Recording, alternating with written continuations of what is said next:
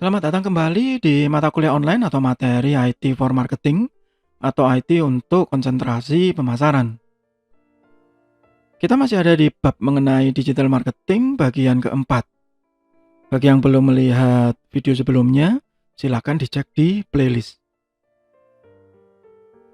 Di bagian pertama, saya membahas tentang pemahaman awal digital marketing dan manajemen isu. Di bagian kedua, saya membahas tentang karakteristik utama dari digital marketing dan proses yang ada di dalamnya. Ada acquisition, conversion, dan retention dari customer. Di bagian ketiga atau bagian sebelumnya, saya membahas tentang strategi yang seharusnya dilakukan oleh perusahaan sebelum melangkah ke digital marketing. Salah satu yang terpenting adalah konsolidasi internal, komitmen dari manajemen,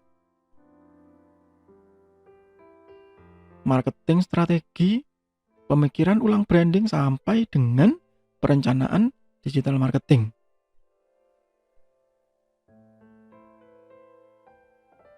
Dan seharusnya menyatu ke dalam strategi perusahaan. Di bagian ini, saya membahas lebih detail lagi tentang strategi dari digital marketing tadi. Yang pertama adalah sama dengan marketing normal atau marketing tradisional atau konvensional, apa sajalah yang mau disebut di situ, yaitu riset pasar, market research, analysis of customer data, analisa data customernya. Nah, di sini itu peran penting orang IT muncul. Jika memang penjualannya tidak tercatat, maka ini waktunya mengumpulkan data. Entah itu menggunakan iklan pendahuluan, kalau di Facebook ada ya seperti itu, di Google juga ada seperti itu fasilitasnya, sehingga nanti akhirnya kita mampu mengidentifikasi kebutuhan customer need, dan mampu mendefinisikan segmen pasar yang tepat. Ini kalau di praktikum ini yang paling lama ya prosesnya, dan biasanya saya ulang begitu sampai terakhir. Kenapa? Karena kesalahan utamanya biasanya begini. Kalau ditanya segmen pasarnya siapa mas gitu. Duh, segmen pasar saya semua gitu. Semua bisa beli produk saya. Iya tahu begitu. Tapi kita harus punya segmen yang tepat. Sehingga akhirnya ke posisi kedua, ke target dan positioning. Kita betul-betul tahu mana customer kita yang sesungguhnya. Saya kasih contoh yang sederhana begitu ya. Majalah. Tanpa saya menyebut nama majalahnya, kemudian ditanya, majalah ini siapa segmennya? Tuh, semua bisa beli majalah saya. Harganya terjangkau kok. 15.000 misalnya. Nah, sekarang saya sebut nama majalahnya. Misalnya, majalah Tempo, majalah Gatra. Apakah semua segmennya? Tidak. Segmennya tidak mungkin anak SMA. Tapi kalau saya sebut nama majalah yang berbeda, majalah Bobo. Nah, itu lain. Sudah tahu segmennya siapa, anak kecil. Tapi ingat, yang membeli bukan anaknya, orang tuanya loh ya. Sehingga kita tahu persona developmentnya siapa. Saya promo ini promo ke anaknya atau promo ke orang tuanya. Apakah saya meyakinkan anaknya untuk membeli supaya anaknya merengek ke orang tuanya, atau saya akan meyakinkan ke orang tuanya bahwa majalah Bobo ini bagus loh untuk perkembangan anak, sehingga mereka nanti yang akan membelikan untuk anaknya. Nah, itu contoh sederhana.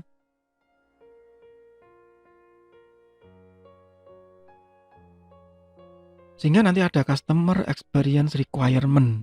Setelah baca majalah ini gimana? Puas gitu. Setelah menggunakan produk ini bagaimana? Puas. Nah, itu mulai banyak ya iklan-iklan seperti itu yang menggunakan model testimoni. Sehingga akhirnya ketemu demand analysis. Kita tahu targetnya dan mengevaluasi. Mengevaluasi target segmen itu bukan sesuatu yang tabu. Saya ambil contoh misalnya 2 tahun yang lalu kalau nggak salah ya, ada mahasiswa yang mengambil studi kasus UMKM-nya S ya. Itu S apa itu namanya, saya lupa, S potong begitu ya. Dia mendefinisikan segmen awalnya itu adalah anak muda. Karena rasanya banyak, varian ya, kemudian macam-macam, kemasannya juga menarik, begini dan begini. Ternyata setelah mengiklan gitu ya di digital marketing dengan metode tertentu dan dievaluasi, yang tertarik pada S tersebut malah bukan anak muda kok. Tapi orang-orang generasi baby boomer yang ingin bernostalgia bahwa dulu mereka sewaktu kecil itu sering membeli es teh ini. Wah, sekarang muncul lagi ya, kemasannya baru. Nah, itu mengevaluasi, select online targeting, dan ini tidak instan. Itu yang paling penting. Nanti kalau di praktikum ini dipraktekkan memang tidak instan. Butuh biaya, pasti dong. Online revenue contribution for each segment, iya. Sehingga kita nanti tahu mana segmen yang paling potensial, mana yang ya potensial tapi tidak terlalu, mana yang kurang potensial. Sehingga nanti akhirnya punya customer life cycle targeting. Nanti ini akan saya bahas di bab berikutnya ya, di bab internet and marketing mix, tentang siklus produk. Pada saat kita mulai ditinggalkan oleh customer dengan usia tertentu, maka kita harus memperhatikan life cycle. Nanti di bab berikutnya. Yang ketiga, kita harus melakukan competitor analysis. Ini juga kalau di digital marketing sudah disediakan toolnya, ada sangat banyak tool. Facebook, Google menyediakan, ya, pihak ketiga juga banyak menyediakan. Ada Sociobase atau macam-macam ya. Tool-tool yang seperti itu, perangkat-perangkat seperti itu, yang bisa memperbandingkan antara produk kita dengan produk kompetitor. Kalau di YouTube ada TubeBuddy, ada Vidik ya. Itu perangkat yang bisa membandingkan channel kita dengan channel orang lain. Atau bahkan istilahnya merampok viewernya gitu ya. Mengambil viewernya dengan memasang iklan di channel mereka. Ya. Benar nggak segmen saya sama dengan mereka misalnya. Sehingga nanti akhirnya keluar core brand proposition-nya. Keluar online value proposition-nya. Oh, ternyata saya itu posisinya ada di sini. Ya, positioning-nya bagus. Dan nanti ada online marketing mix. Ini nanti juga akan dibahas di bab berikutnya ya. Secara lebih khusus. Termasuk life cycle. Nah, baru yang terakhir. Kalau ketiga langkah tadi sudah dilakukan, maka kita bisa melakukan planning. Tapi ingat, planning tadi itu didahului dengan evaluasi dari tiap langkah. Kita tidak bisa kemudian tiba-tiba memastikan bahwa ini loh segmennya, ayo pasang all in di sini. Wong dana besar kok gitu ya. Oh tidak, itu salah. Ya, sudah ada kasus itu ya, salah satu e-commerce besar yang juga retail department store terbesar di Indonesia, yang kemudian e-commerce-nya rontok dan ambruk. Banyak penyebabnya memang.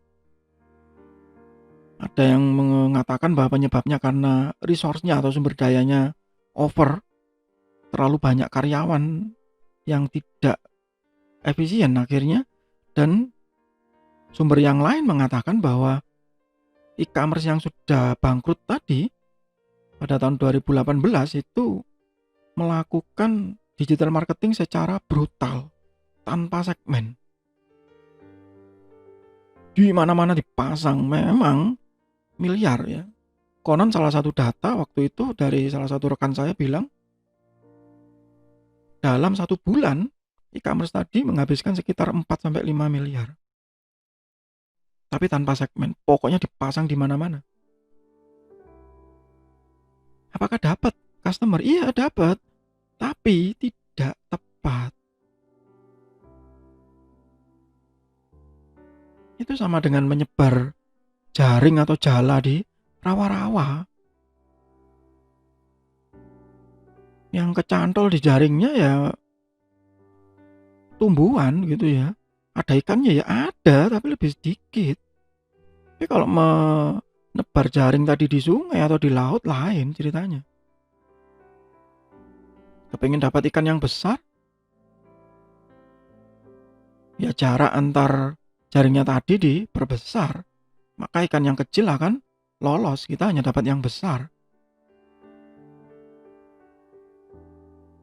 Umpannya disesuaikan, begitu sama sebenarnya. Ya. Itu yang harus diperhatikan di awal. Jadi tidak bisa kemudian tiba-tiba wah ini gitu ya. Kita langsung punya dana besar, ayo pasang iklan gitu. Berapa kompetitor kita masangnya ya? Kompetitor analisis. Kompetitor kita, Pak, 1 bulan mereka masang 5 juta. Kita ambil 10 juta gitu. Tapi tanpa didahului dengan segmentation, tanpa didahului dengan evaluasi target marketing, tanpa didahului dengan positioning, sia-sia. Ya. Dan nanti harus memperhatikan marketing mix. Yang saya tekankan sebenarnya satu, bahwa teori ini gitu ya, itu bukan teori yang tertulis di atas kertas, tapi memang harus dilakukan. Bagi Anda yang mengikuti mata kuliah saya di program studi manajemen, ya di mata kuliah praktikum, ini nanti kita lakukan. Supaya kita tahu bahwa oh ini loh di sini ya kita melakukan segmentasi. Oh di sini ya targetingnya berjalan. Oh di sini kita melakukan evaluasi sehingga kita punya planning. Kalau misalnya saya punya uang sekian, maka saya harus melakukan apa? Nah itu yang harus diingat pertama kali. Hal yang mungkin akan sulit dilakukan jika itu di tradisional marketing. Atau mungkin bisa tapi dengan biaya yang lebih besar. Itu untuk sementara di bagian ini. Kita akan lanjutkan lagi di bagian berikutnya, masih di bab digital marketing.